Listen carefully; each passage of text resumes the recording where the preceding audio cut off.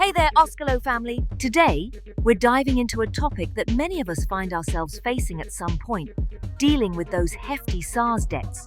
But fear not, because we've got some insider tips on a potential lifesaver, debt compromise.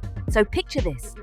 You owe SARS a truckload of money, and despite your best efforts, their payment arrangement terms still feel like a financial Everest you can't climb. Well, my friend, debt compromise might just be the superhero cape you need. Debt compromise, in a nutshell, is like a settlement on your SARS debt. But here's the twist. If you play it smart and negotiate payment terms, you can spread that settlement into manageable, bite-sized installments. A win-win, right? Now, I won't sugarcoat it. The process is a bit like a marathon.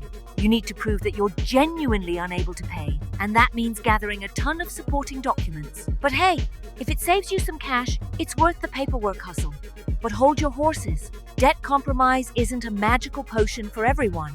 If you've already requested it, your tax affairs aren't up to date, or a creditor is eyeing liquidation, it might not be your golden ticket.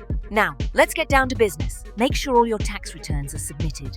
We don't want any excuses for SARS to slam the door on us. Then shoot an email to contact us at sars.gov.za with a clear subject line like Debt Compromise Application, Tax Reference Number.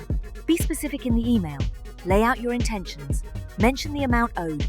And if you can't afford a lump sum settlement, spill the beans on your monthly payment capability. Once that email's sent, grab some popcorn because you'll be playing the waiting game. A SARS official will get assigned to your case, and if you've received a final letter of demand, apply for a payment suspension on e-filing.